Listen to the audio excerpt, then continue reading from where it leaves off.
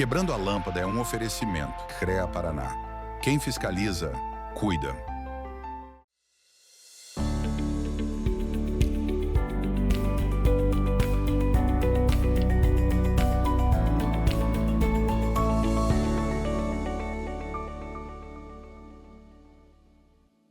Tudo bem, meus nobres? Começa agora o Quebrando a Lâmpada, o programa que fala sobre inovação e cases de sucesso para quem quer pensar fora da caixa e transformar ideias em realidade. Este programa tem o apoio do CREA Paraná, Conselho Regional de Engenharia e Agronomia do Paraná, que fiscaliza e garante que obras, serviços e projetos sejam conduzidos por profissionais habilitados, com ética e responsabilidade. O CREA Paraná protege a sociedade, valoriza a engenharia, a agronomia e as áreas tecnológicas, além de apoiar o desenvolvimento profissional e a inovação que transforma o Paraná. E do grupo Pumatronics, que desenvolve soluções que atuam diretamente na sua vida, tornando rodovias e cidades mais seguras e eficientes, com sistemas de pesagem em movimento, pedágio eletrônico sem cancelas, sensoriamento climático e iluminação pública inteligente. O grupo contribui para reduzir acidentes, otimizar a mobilidade e melhorar a gestão urbana. É tecnologia aplicada à infraestrutura, gerando mais segurança, eficiência e qualidade de vida para a população. E a Uno Viale, imóveis e design, por deixar o nosso cenário cada vez mais sofisticado, acolhedor e preparado para receber grandes conversas e entrevistas. E eu sou Gilles Balbinotti. Já peço para você nos seguir em nossas redes sociais, no Instagram, e se inscrever e acompanhar nosso canal no YouTube, no Spotify e não perder nenhum conteúdo exclusivo do programa. Mas hoje o programa está diferente. Estamos recebendo meu amigo de longa data, Gelson Douglas Pellegrini, engenheiro civil, professor, gestor acadêmico, com uma trajetória marcada pela atuação na construção civil, na formação de novos profissionais. Mas além de conversarmos sobre as áreas de engenharias, vamos falar de uma paixão do brasileiro, com uma pessoa que sabe muito desse assunto, futebol. E é o momento adequado para falar de futebol. Já estamos em clima de Copa do Mundo. Por isso, seja muito bem-vindo, Gelson Douglas Pellegrini, amigo de longa data, aqui no cenário, aqui no nosso ambiente do Quebrando a Lâmpada. Você que a tua jornada eu conheço muito bem, quebrou lâmpadas, transformou ideias em ações concretas e, além de tudo isso, a tua jornada vitoriosa na área da engenharia, na área educacional, onde estivemos juntos em algumas jornadas, em algumas universidades, e você é um conhecedor fantástico, em várias palestras já assisti, sobre a história das Copas do Mundo que o Brasil venceu e associado a esses comportamentos empreendedores, inovadores. Seja muito bem-vindo ao Quebrando a Lâmpada. Obrigado, Gilles. Obrigado pelo convite. Fico muito feliz de estar aqui, mais uma vez falando de Copa do Mundo, algo que a gente tem que pensar que o futebol não é só o esporte jogado no campo, ele também é uma gestão, tem que ter a gestão por trás. Eu costumo dizer que futebol ele é uma empresa, não só no campo, mas tudo que envolve. Veja só, o Ancelotti está há 1 ano já trabalhando toda a gestão, toda a estrutura para que o Brasil seja vitorioso nessa Copa de 26. É uma coisa que o esporte tem que largar a mão de pensar que é só o campo e entender que tem um monte de outras opções por trás. E a gestão, a engenharia, a logística, a medicina, a nutrição, tudo envolve. Todas as gestões, todas as tecnologias envolvem o esporte. Vamos falar de Copa. Então, todas as gestões envolvendo a Copa do Mundo. Muito bom, fantástico, uma paixão nacional. E veja só, a gente vai mostrar uma Copa do Mundo, que a gente vê lá o jogo, em cada fase de grupos, em cada etapa, e nas finais inclusive, mas pelo olhar do jogo.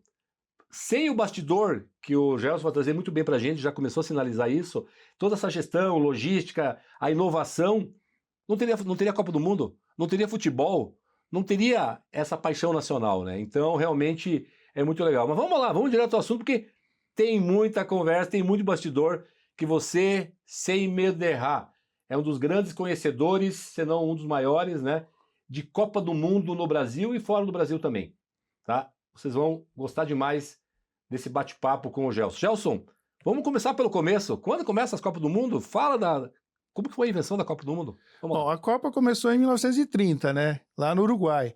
Mas a gente tem que entender que antes de começar a Copa, no dia 26/10/1863, foi criado as regras do futebol. Foi quando aqueles 11 meninos da escola Cambridge, lá de Londres, dos arredores de Londres, se reuniram para fundar a Associação Inglesa de Futebol. E depois disso, veio as 17 regras, e aí difundiram o futebol mundialmente, né? Teve que nascer as regras do futebol para, primeiro, separar do rugby, que era muito forte também na época. Começaram a disputar jogos, né, que eles chamavam de Copa do Reino Unido, onde envolvia ali os 4 países do Reino Unido, mas um camarada chamado Karl Richemers, lá da Holanda, era um comerciante apaixonado por futebol, vamos dizer assim, foi o primeiro apaixonado por futebol fora do Reino Unido, né? Ele queria criar, teve a ideia de criar essa Copa a nível internacional. Isso lá em meados de 1880 ainda. Então, uma coisa de... vai fazer um século e meio. Ele entrou em contato com a associação inglesa, mas não teve muito resultado. O pessoal, os ingleses queriam focar o futebol no Reino Unido, não queriam difundir a nível mundial. Mas o Richemers não desanimou. Ele entrou em contato com o Guérin, que era o presidente da Federação Francesa, que já estava começando a envolver o futebol também nos seus esportes. E aí, no dia 21 de maio de 1904, eles se reuniram e fundaram a FIFA. Então, a FIFA já tem mais de 100 anos, né? Faz 122 anos aí. E levou até 1930 para fazer a Copa. Por quê? Para iniciar a Copa do Mundo. Em função de que, primeiro, tinha que organizar uma quantidade que valesse a pena, né, de seleções, né? Estava restrito principalmente primeiro à Europa, mas tinham 6 países apenas que estavam querendo fazer esse campeonato. Eles queriam trazer mais, começaram a divulgar. E aí vamos falar de tecnologia, né? Hoje você fala internet, celular, você pega aqui, está em contato no Japão. Se a gente quiser saber alguma notícia da seleção brasileira que está em concentração, só pegar o celular, agora a gente vê.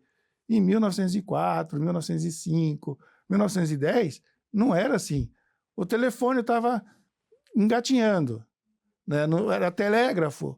Você não tinha ainda tantas informações. O jornal, ele escrevia hoje para publicar amanhã. Isso quando era local. Mas se você queria saber a notícia de jornal dos Estados Unidos para cá, levava 2, 3 dias para você ter notícia, porque vinha por telégrafo. Nem os barcos, porque não existia navio, eram barcos a vapores. Então, o automóvel estava começando a ser criado. O Henry Ford, lá em 1903, né? Exatamente. Então, não tinha como... Era outro mundo, né? Era outro mundo, era outra visão, outro mundo. Tudo era difícil. Então, eles se comunicavam por cartas. Entendeu? O Guérin e Richemers, um holandês e um francês, eles se comunicavam por cartas. Faziam reuniões por cartas, praticamente. Era outra realidade. Quebraram lâmpadas, né? Olha o que eles quebraram lâmpadas, fazer. Exatamente. Eles foram... O francês e o holandês. O holandês, depois entrou o espanhol, sim. Aí teve outros, teve o dinamarquês, um belga, que começou a entrar. E como que atravessou o oceano daí? Bom, para atravessar o oceano demorou até depois do final da Primeira Guerra Mundial.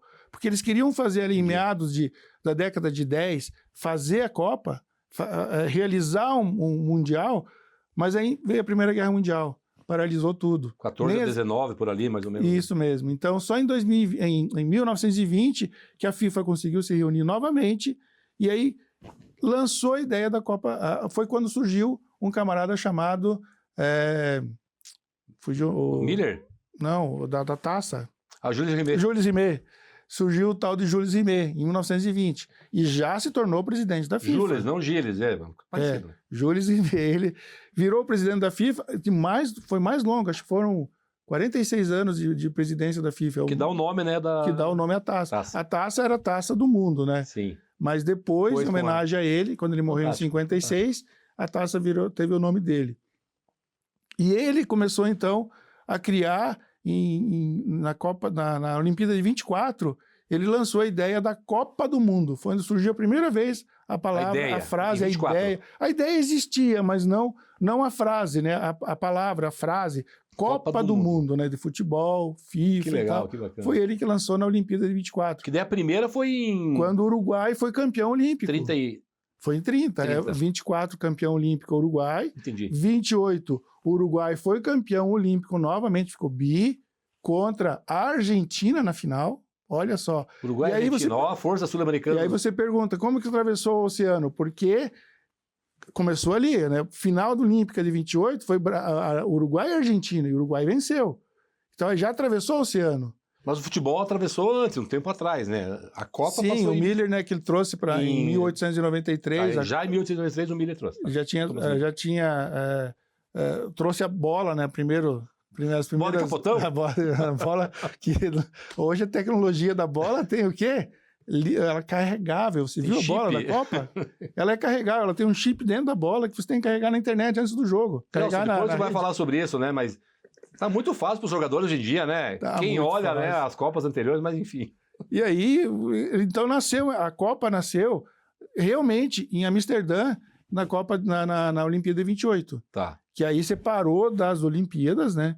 E começou na Olimpíada e ele separou, fantástico. Ela ali nasceu então a ideia de fazer a Copa do Mundo no Uruguai. Primeiro, porque ia sair do COI, né, do Comitê Olímpico, do Comitê Internacional das Olimpíadas ali, né, dividiu, né, a FIFA conseguiu tirar o futebol e fazer um torneio só de futebol e trouxe para o Uruguai então porque estava longe do COI, né, para eles se meter no meio das decisões dos jogos. Hein, Gelson, a gente está finalizando o primeiro bloco.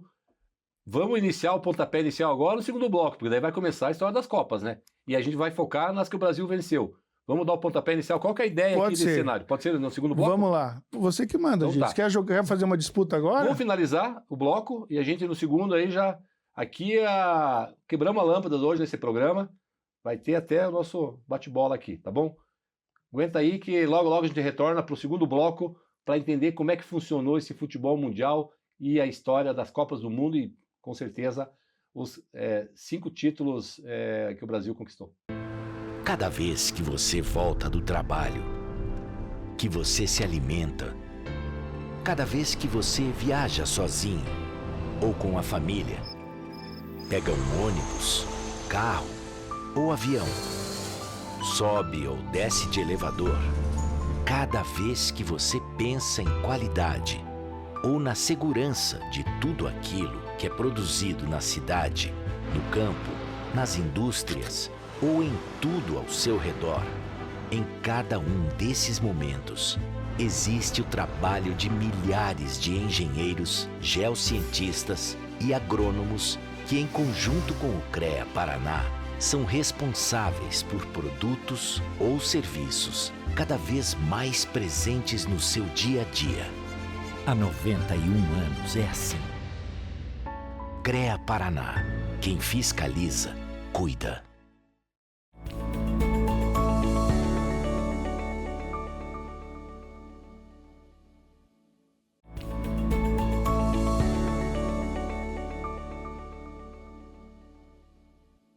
Sejam bem-vindos de volta ao Quebrando a Lâmpada. Hoje um Quebrando a Lâmpada diferente, bem lúdico, com a grata presença aqui do Gelson Pellegrini, meu amigo de longa data, uma pessoa brilhante, fantástica, com muito conhecimento, engenheiro, professor, líder de pessoas. Mas hoje aqui falando uma expertise dele sobre as Copas do Mundo, ele já comentou um pouquinho no primeiro bloco. Gelson, passo a palavra para você agora. Você dá as ordens aí, como que a gente vai tocar agora nosso bate-papo? Bom, agora a gente vai falar um pouquinho de Copa, né, dos jogos da seleção brasileira. Eu até troquei o manto, né? Saí do manto do time, agora entrando no manto da seleção brasileira. É uma camisa. Eu não sou supersticioso, sabe? Sempre uso essa camisa na Copa, mas eu não sou supersticioso, tá? Então, só para você ter uma ideia, ela tem já algumas marcas de guerra aqui de outras Copas, né? Ela é mais vitoriosa do que perdedora, né? Afinal, o Brasil, né? Com 114 jogos, né? Vamos fazer a nossa disputa aqui, Gilles? Vamos lá. Então, vamos lá. Eu vou começar, tá, Gilles? Então, foi lá. Vai lá, para só um pouquinho, Gilles, só um pouquinho. Houve algum problema aí? Sim, um pouquinho só. Não, vai lá. Pode jogar. Mas daí fica injusto. Não, a Argentina e o Uruguai na Copa de 30 começaram brigando por causa da bola. Nada justo que eu tenha a minha bola e você vai com a tua. Agora tenta fazer gol com O que eu aquela. vou fazer? Embora eu sou brasileiro, vamos lá. Talvez se eu jogar por alto aqui. Né? Pelo alto. Opa, Muito bem cheguei lá, perto, hein? fez lá, quase fez o Mas gol. vamos lá, que história que é essa, cara? De briga? Como é que Então foi? é assim, ó, em 1930, né, começou a Copa, Brasil, Uruguai e Argentina foram finalistas, né, e o Uruguai ganhou de 4-2. Só que antes de começar a partida, o Uruguai levou a bola dele, nada mais justo, ele estava em Montevidéu, no Centenário, com a bola dele, mas a Argentina atravessou o canal ali da Plata, mas ela trouxe a bola dela, queria jogar a final. Cada time com essa bola, então. Queria que jogasse com sua bola. Aí a FIFA teve que interferir, né? E o juiz fez que o primeiro tempo jogava com a bola da Argentina, placar 2-1 para a Argentina. No segundo tempo, com a bola uruguaia, placar 4-2 Uruguai. E o Uruguai sagrou-se, então, o primeiro campeão mundial. Primeira Copa do Mundo foi em 1930, né? 1930. Beleza. Vamos falar do Brasil? Sim. O Brasil, então, ele saiu do Rio de Janeiro e levou 5 dias de barco a vapor até Montevidéu, saiu do Rio de Janeiro até Montevidéu, 5 dias de barco a vapor para poder disputar o Mundial, né? Foi o primeiro, e nesse barco entrou a seleção espanhola. Entrou nesse barco, estava vindo a seleção espanhola que estava vindo de Madrid. Foram até Montevidéu, chegaram em Montevidéu e jogaram. O Brasil perdeu de 2-1 para a Espanha. Deu carona e ainda perdeu o jogo. Perdeu o jogo. Tá bom. Bom, esse jogo, o gol brasileiro que marcou foi um jogador chamado Preguinho. E o Preguinho, ele é filho do escritor Coelho Neto, que foi um dos maiores escritores do século passado no Brasil. Ele tem mais de 40 livros, crônicas. É uma leitura, né? Tem aqui o Romanceiro, tem a Miragem, e aqui tem as Quintas. São livros de romance, são contos, são artigos que ele escrevia em jornais, e ele tem um vocabulário muito, muito, muito forte, principalmente porque no século passado, no início, o português era escrito de uma forma diferente. Então, muitas vezes a gente tem que ler esses livros e ter um dicionário do lado para poder entender o que ele estava falando. Mas eu sou muito fã do Coelho Neto. De 24, né? 1924 ele publicou esse livro. E tem livro aqui, acho que tem um ali de 1895. Olha só. São livros antigos. Eu tenho outros, só que os outros estão um pouquinho mais ele era o pai do Preguinho, então, foi quem marcou o gol, o único gol na Copa. Ele ajudou a fundar a Academia Brasileira de Letras. Ele foi a cadeira número 2. Da primeira a utilizar a cadeira número 2, né? Ele fundou a Academia Brasileira de Letras. Coelho Neto, As Quintas. Fantástico. Que bacana. Vão ao sebo e procurem, então, esse escritor. Né?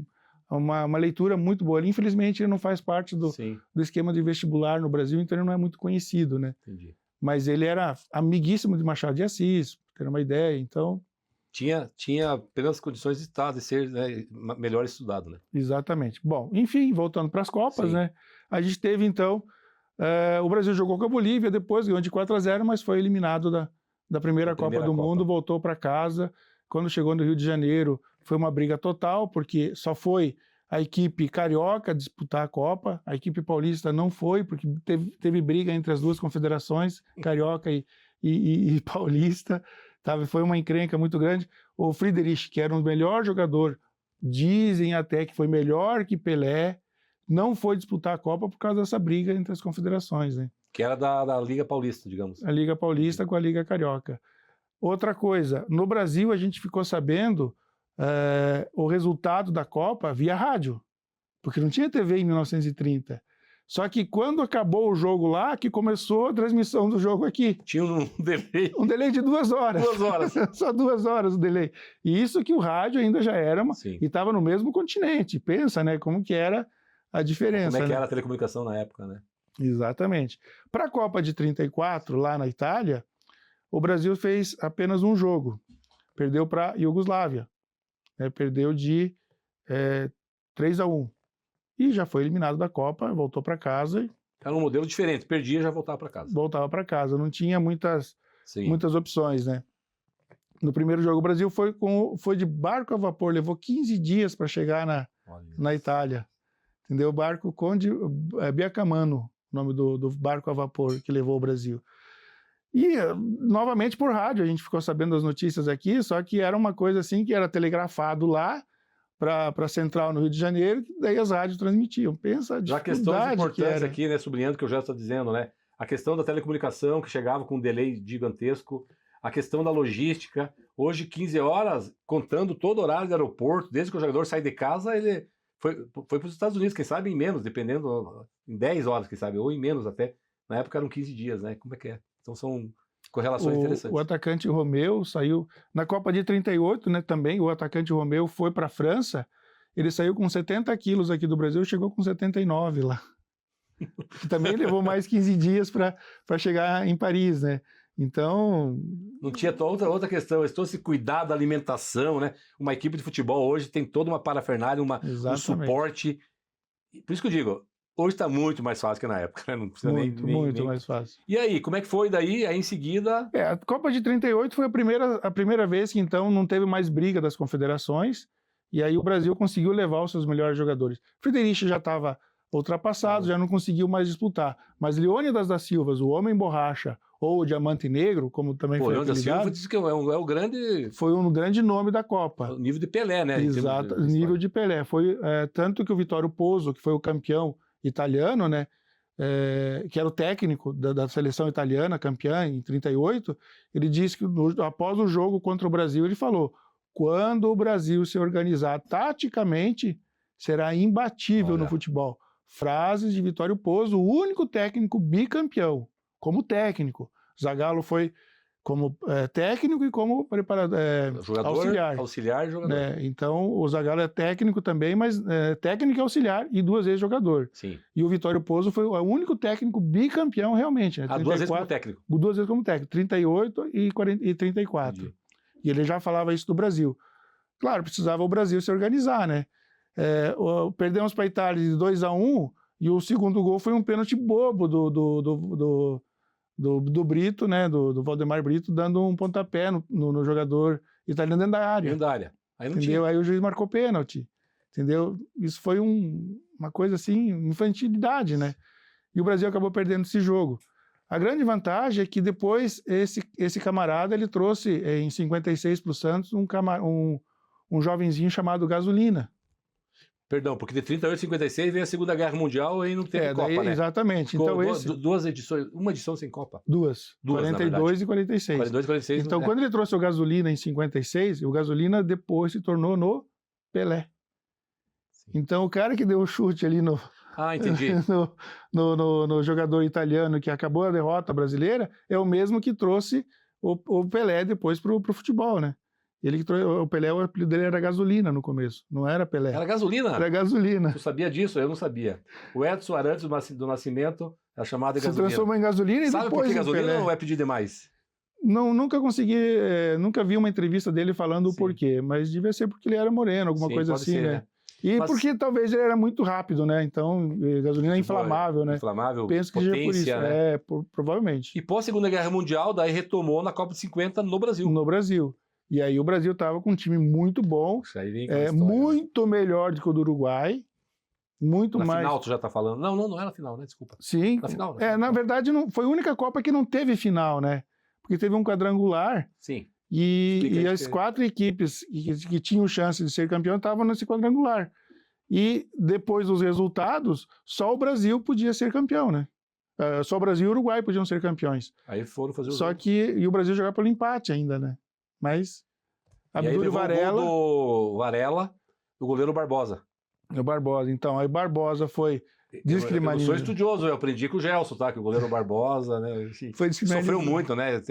Ele foi muito descriminalizado. Ele não levou... Não foi um frango, foi um ataque que o cara chutou direto no gol, ele saiu para pegar a bola e o cara... Acho que até errou o chute e a bola acabou entrando. Quantas mil pessoas no Maracanã? Mais de 200 mil pessoas. Que foi chamado, em espanhol, né? Maracanaço? Como é que é? Sim, quando o Brasil perdeu, então, para o Uruguai no Maracanã, acabou se tornando, então, o Maracanaço, né? Aquele evento que foi um fiasco, né? Foi pejorativo, né? Exatamente. Os uruguaios, ali os uruguaios já eram bicampeões do mundo. Bicampeões. Eles não foram para a Copa de 34, eles boicotaram a Copa de 34 e a Copa de 38. Eles jogaram 30 e 50 e foram campeões nas duas. Por que eles boicotaram? Porque a Europa também boicotou a Copa de 30. Algumas seleções não vieram, então eles retalhou. Foram campeões em 30 e depois em 50, né? A gente tá finalizando o segundo bloco, a conversa é boa e conhecer os bastidores é fantástico, né? Coloca já que daí 50, bom, já contou de 50, aí vem 54, né? Bom, a Copa Pra gente finalizar esse bloco daí. A Copa de 54, primeiro que foi lá na Suíça, o Brasil já foi de avião. Foi Opa, com a mudou a logística. já foi a logística, já foi de avião para chegar lá na Copa. Mas também foi a Copa mais desorganizada de todas. Foi a primeira a Copa que teve a numeração nas camisas. Ah, não, antes não tinha numeração. Não tinha numeração. E foi a Copa que o Brasil foi com a amarelinha. Antes era a camisa do Brasil antes era branca. Entendeu? O Brasil jogava Primeira de branco. vez amarela, Depois do Maracanaço, o Brasil criou um concurso para definir o desenho da camisa e as cores, né? E quem que ganhou? Foi um uruguaio que ganhou o concurso. Não creio. Ele era nascido no Uruguai. Isso é piada pronta, né? Não, é verdade. Ele era nascido na divisa do Uruguai com o Rio Grande do Sul, mas ele era uruguaio de nascimento. Isso é fantástico. Só que ele veio se registrar no Brasil. Mas ele nasceu em solo uruguaio. E ele ganhou o concurso. E esse modelo de camisa amarela, golas verdes, bermuda azul, cameia branca com detalhe verde, é ele que fez. Foi o modelito que ele fez. E o canarinho já veio associado ou veio depois a ideia do canarinho e tal? Sim, em 58 já começou então a história do canarinho, né? Não, legal, Gelson. A gente está finalizando esse bloco. A gente retoma nessa conversa muito bacana, divertida, curiosa, no próximo bloco, tá? A gente volta logo a gente volta. O produtor rural paranaense agora tem uma linha direta e exclusiva com a Copel. Chegou Copel Agro. Copel Agro, como podemos ajudar? Atendimento telefônico e humano, 24 horas por dia, 7 dias por semana. E mais equipes em campo, trabalhando para manter a força da sua produção rural. Copel Agro. Precisou, ligou. 0800 643 7676. Copel, pura energia.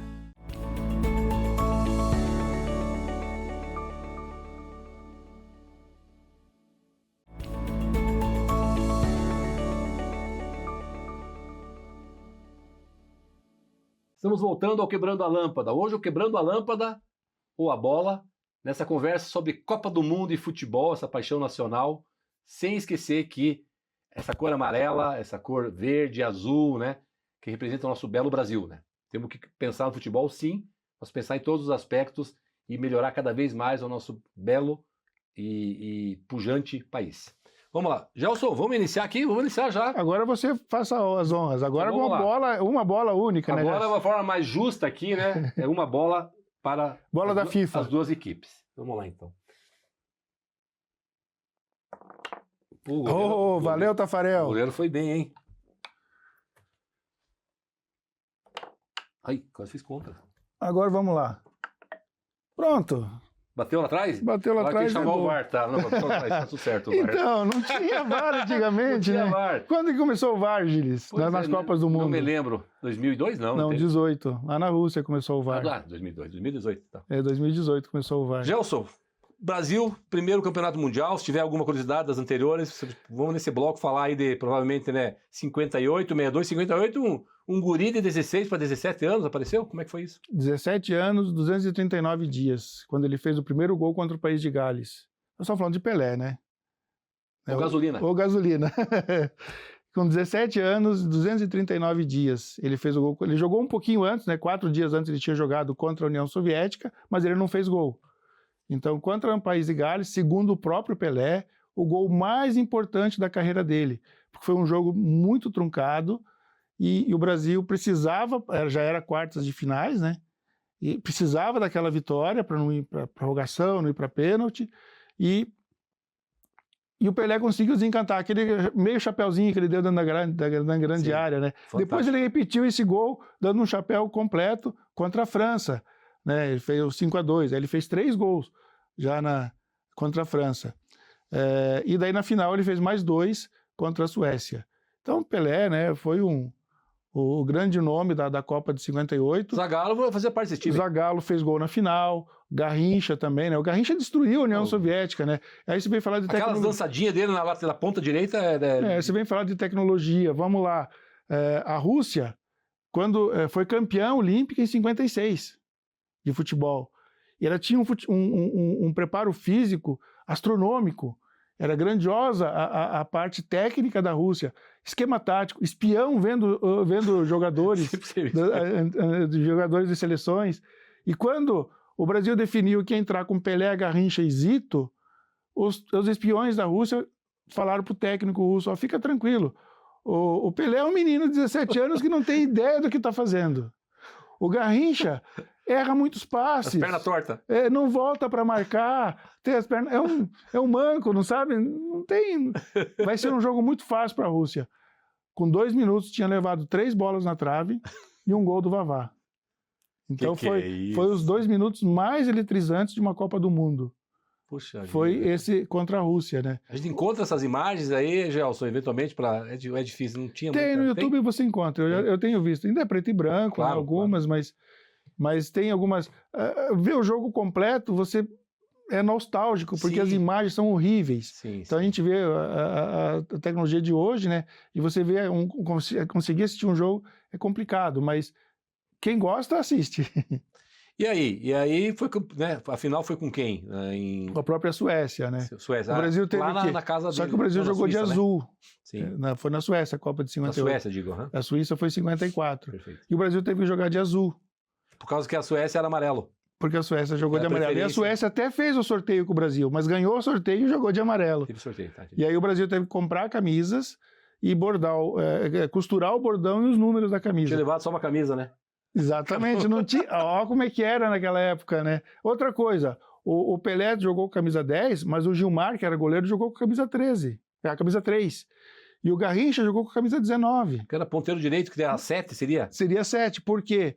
Porque quando o Brasil mandou a relação de jogadores para a FIFA 10 dias antes da Copa, esqueceu de mandar a numeração. E aí os jornalistas europeus que colocaram a numeração nos jogadores brasileiros. Que isso, olha só. Entendeu? Porque não tinha, como é que você vai ligar para eles para pedir? Não tinha. Ponto máximo da Copa de 58. Os gols do Pelé, né? O gol que o Pelé fazia... Quantos gols ele fez na Copa? Ele fez 6, ele foi o artilheiro com 6 gols. 6 gols da Copa. O artilheiro da Copa do Mundo é ele ou o Ronaldo? Não, o Ronaldo numa Copa fez 5? O Ronaldo fez 8 em 2002. 8, né? O Pelé é o segundo, então. Mas teve o Ademir da Guia fez 9 em 50, que é o maior artilheiro brasileiro. O Ademir da Guia, tá. Fez 9 em 50.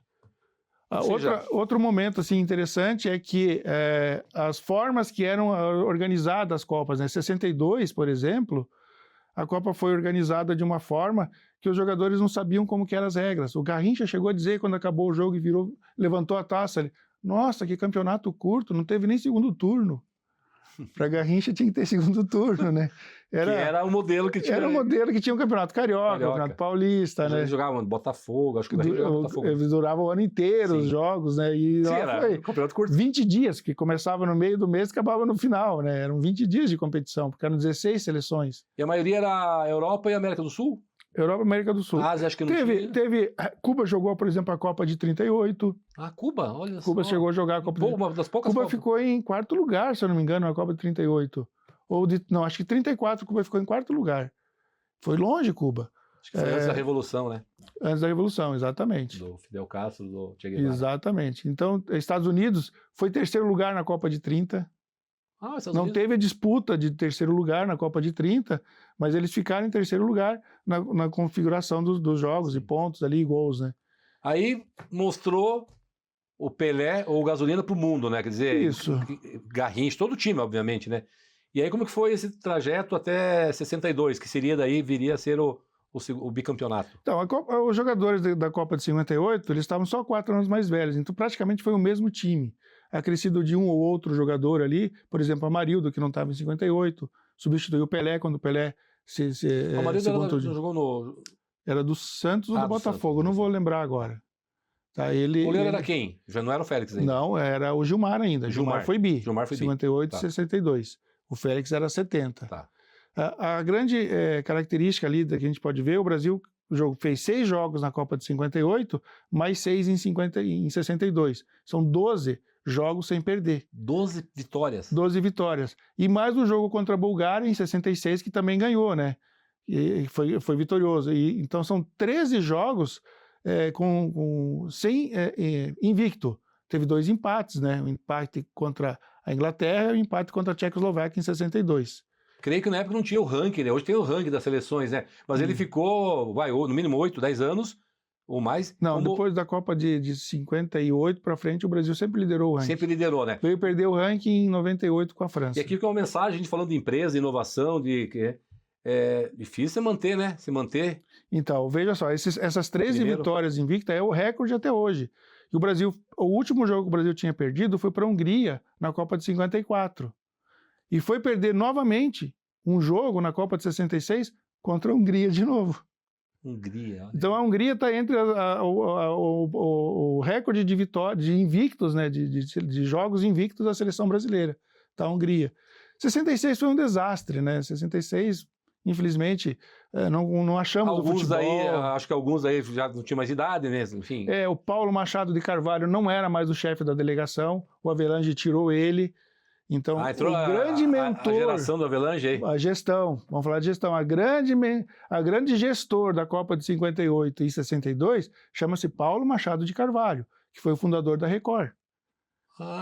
Fundador da Record. Então, o João Avelange era presidente da Confederação Brasileira de Futebol. Não era a CBF ainda, era a CBD.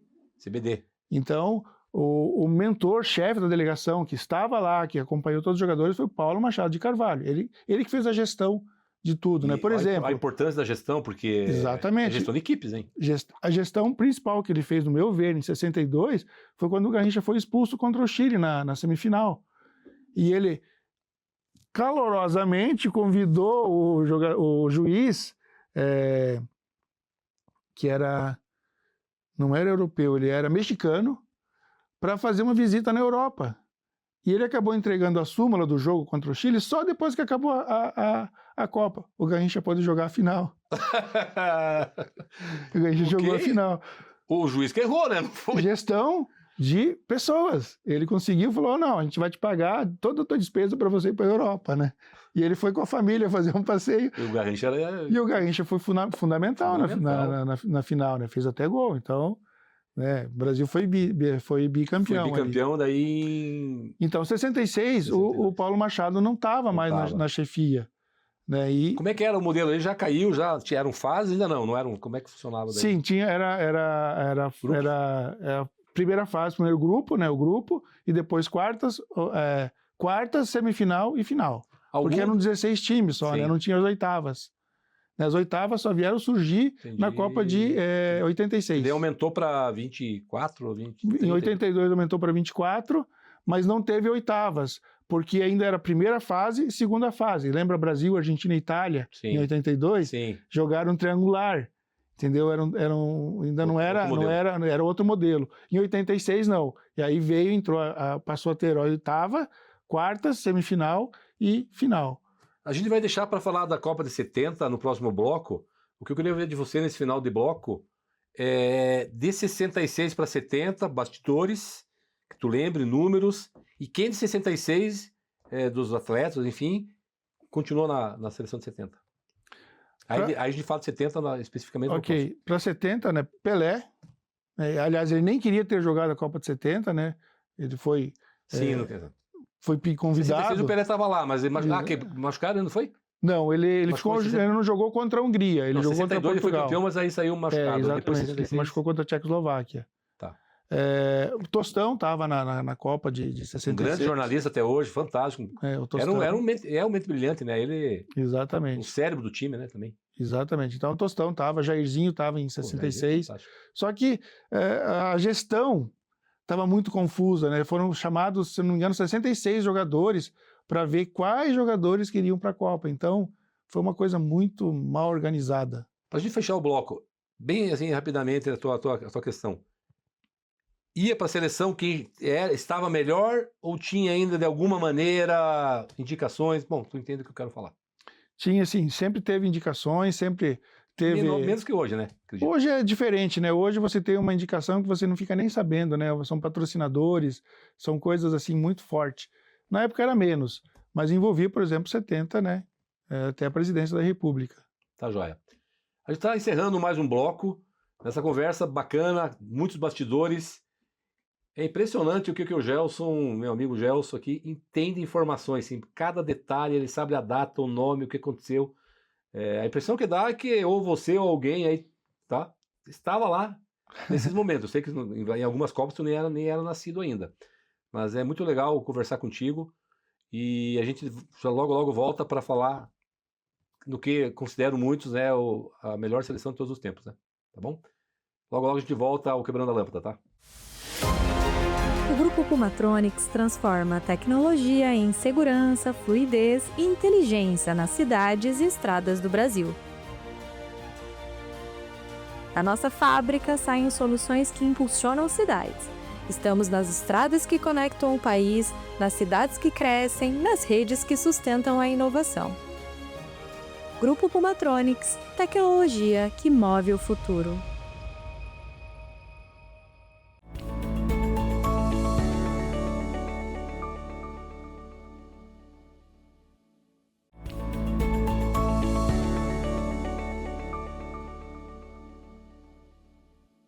Voltamos ao Quebrando a Lâmpada. Hoje estamos recebendo o Gelson Pellegrini, amigo meu, enfim, trazendo uma correlação muito legal de Copa do Mundo, futebol, com gestão empresarial, com gestão de pessoas. Vamos lá que tem bastante coisa para falar ainda. Copa de 70. Uma das melhores Copas que teve, né, onde reuniu os melhores jogadores da época e, se não, um dos melhores do mundo, além de uma gestão brilhante, né? A seleção brasileira, a CBD ainda, né, foi para a Copa 30 dias antes, foi a primeira seleção a chegar no México. Ficou treinando na altitude de Jalisco ali para poder se preparar para a Copa. Chegou no final da Copa voando, né? Não tinha time para bater aquela seleção. Uma seleção invicta, ganhou os 6 jogos, né? E eram 5 camisa 10 jogando na seleção brasileira, né? Não tem... Quando eu vejo algum jornalista querendo dizer assim, qual seleção foi a melhor da história? Cara, depois da de 70, vamos pensar qual foi. Não existe melhor. Era Pelé, Gerson, Jairzinho, Tostão e Rivelino. Não tem, né? Todos camisa 10 nos seus times. E conseguiram, né? Saldanha conseguiu fazer eles jogarem. Depois a Galo assumiu a presidência, né? A comissão técnica, mas não tinha para igualar esse time, né? O Zagallo fez algumas inversões ali, ele deu o toque dele. Ele também. deu o toque mas dele. Os atores já estavam prontos, né? Eles estavam prontos já nas eliminatórias. O Brasil ganhou todos os jogos da eliminatória e todos os jogos da Copa.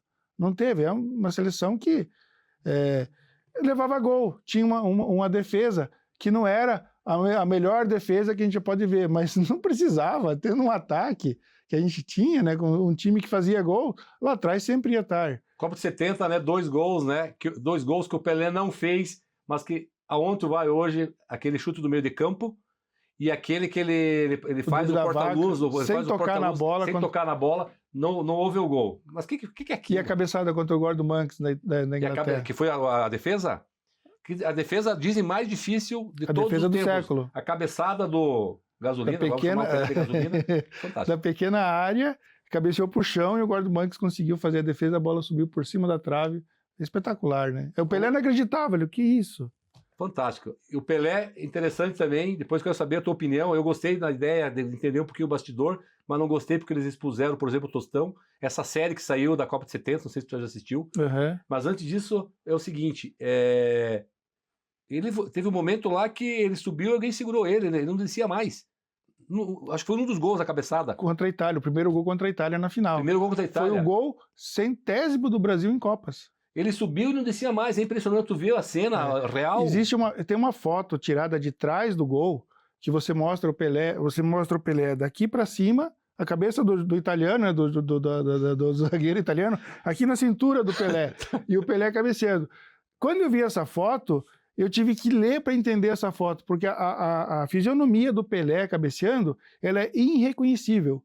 Ele está tão fazendo tanta força para subir, para cabecear, você não entende que é o Pelé. Você vê depois no lance todo que foi a cabeçada do Pelé, foi o 100º gol do Brasil em Copas do Mundo e a abertura do placar contra a Itália. Estou aqui, vou trazer um elemento para o Gelson, que é o maior conhecedor das Copas do Mundo, né? Tá explicado por que Gasolina. É um foguete, cara. Senão Gasolina, ele subiu e ficou. Pronto, tá aí, ó. Coloca isso na sua palestra, por favor. Perfeito. Obrigado, Gil. Primeira Copa que você usou luva, o goleiro usava luva antes, que história que é essa? Eles já começaram a usar luvas, mas alguns jogadores que disputaram a Copa de 70 já estavam usando luvas. O Félix usou só contra a Itália, só na final. Ele usou. Que o Zagallo, pelo que eu vi, né, no documentário... Não queria que ele usasse. Não queria que ele usasse, não sei se é verdade, porque... Também não sei, eu até estou tentando descobrir isso. Algumas coisas que eles inventaram lá e tal, mas enfim. Copa de 70, tricampeão de maior, feliz. Eu sou feliz porque Brasil tricampeão. Só que sou triste porque só nasci em 71. Não, eu perdi a Copa. Eu nasci eu sou tri. Eu nasci em 69. Eu comecei a ser campeão em 94. Bom, vamos falar de 94. 94, vamos lá. Que para mim foi uma das Copas que o Brasil foi mais bem organizado, levou nutricionista para os jogos lá nos Estados Unidos. Antes não tinha essas equipes, não tinha nada disso. Tinha, mas não era muito forte.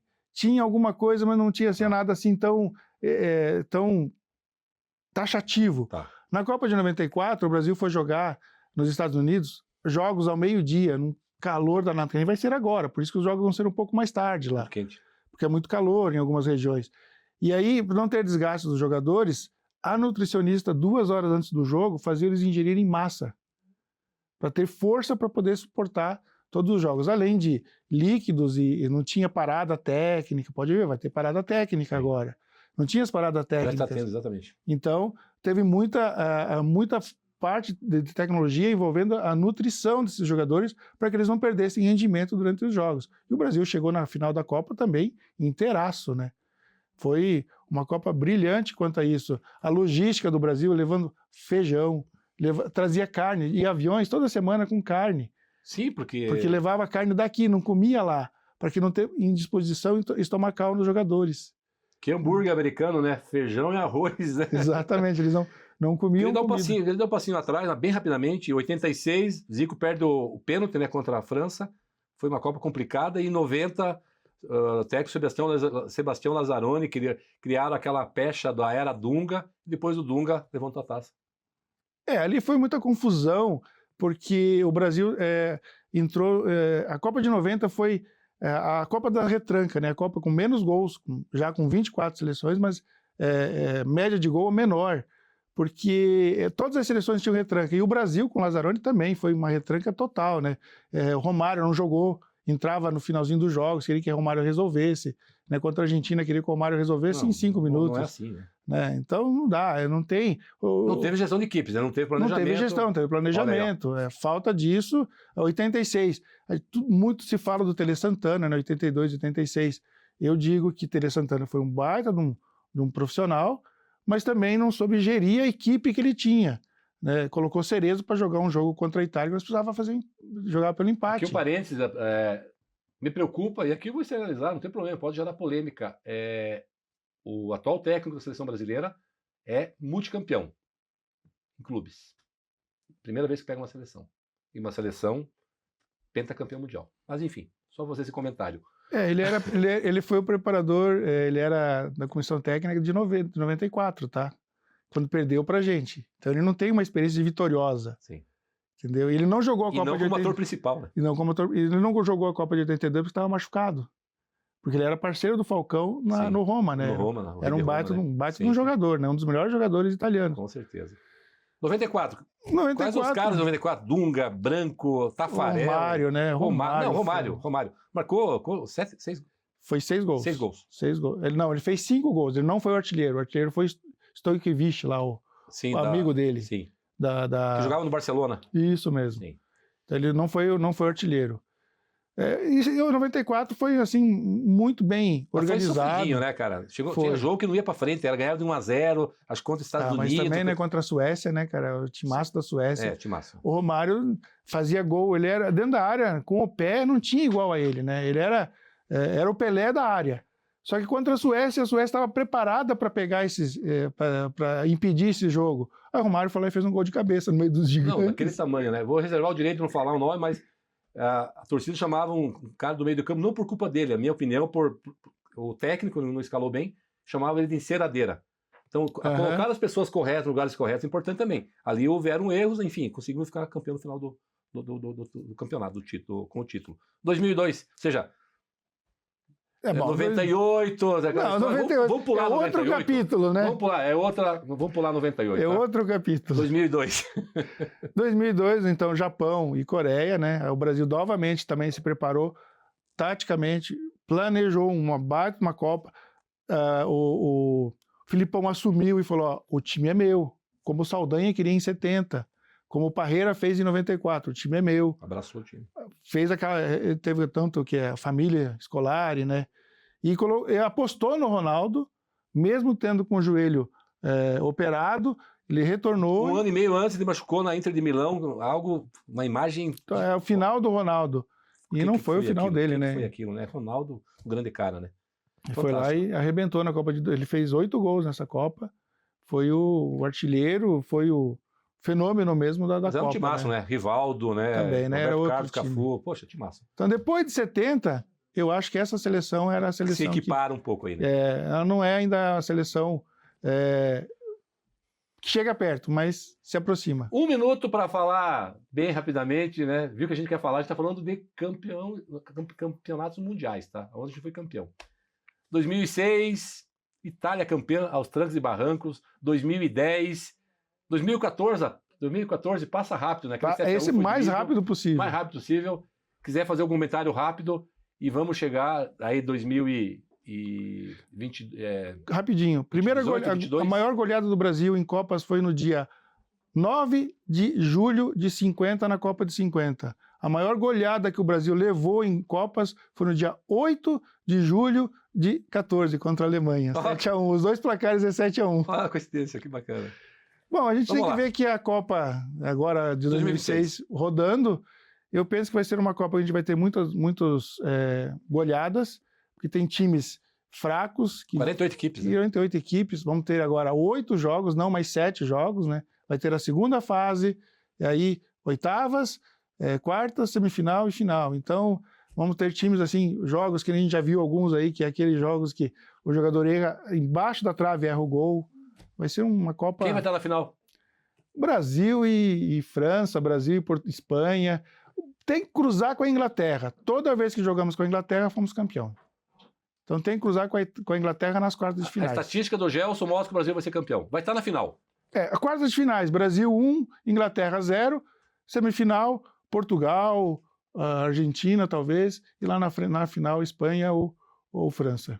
Argentina, você chega por enquanto, né? Deixa agora, desde 2002, 24 anos que o Brasil não é campeão, né? Então, por favor, né? Gelson, mensagem final do engenheiro Gelson, obrigado por... Você fez a gente viajar, a gente entrou num foguete, começamos lá em 30, lá em 1800 e pouco, né? Tu comentou. E a mensagem para quem gosta de futebol e das lições que o futebol, as Copas do Mundo, você várias vezes citou várias mensagens, pode fazer para a nossa jornada profissional, jornada das empresas.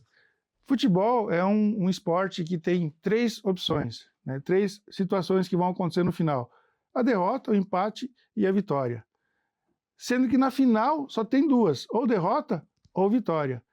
Cabe a gente assimilar essa vitória ou derrota e seguir em frente, sem causar problemas, brigas, problemas familiares. Aceita, o jogo é jogado durante o jogo. Acabou o jogo? Vamos se divertir, vamos comemorar. Esporte é para isso, não é para a gente passar raiva, não é para chorar, não é para sofrer. É para... Pode chorar de emoção, né? É para vocês jogar para fora tudo que você tem que jogar, vibrou, torceu, depois acabou, vamos comemorar. Mesmo na derrota, alguém tem que se vencer. Mas nem sempre você é o melhor. A gente torce para que o Brasil seja o melhor, mas torcer e a realidade são coisas diferentes, né? Hoje nós vencemos. A audiência do Quebrando a Lâmpada venceu, foi vitorioso e foi brindado por essa história das Copas do Mundo. Obrigado, muito obrigado. Gelis, deixa um recado aí, um agradecimento, sei. Tem gente aqui nos estúdios acompanhando, por favor, deixa aí as pessoas que queiram deixar uma mensagem. Eu quero agradecer toda a minha família, minha esposa, meu pai, que sempre me incentivou no futebol. Colorado, eu sou filho de Colorado e pai de Colorado, né? E agradeço ao Giles e ao Quebrando a Lâmpada por essa oportunidade de que, realmente quebrando a lâmpada, né? Mostrando que o esporte vai além da tecnologia, da gestão, né? Ele está além e dentro também ao mesmo tempo, né? Precisa de gestão e tecnologia para ter o futebol. Legal. Muito obrigado, Gelson. Obrigado mesmo. A gente encerra aqui o Quebrando a Lâmpada, diferente. E nesse jogo aqui, ó, todos vencemos. Isso que é o mais importante. O futebol é esse caminho, o caminho do congressamento, o caminho da emoção. Vai lá e parabenize o vencedor, né? Vamos acabar de uma vez por todas, tirar isso da agenda do futebol, a questão das brigas, os clássicos que ele tem no Brasil. Não, o futebol é algo muito bom. Vamos por esse lado. Vai lá e dá os parabéns para quem vence. E certamente, em algum momento, eles vão te dar os parabéns porque você venceu. E aqui no Quebrando a Lâmpada, todos nós vencemos. Muito, muito obrigado e até o próximo episódio do Quebrando a Lâmpada. Tchau.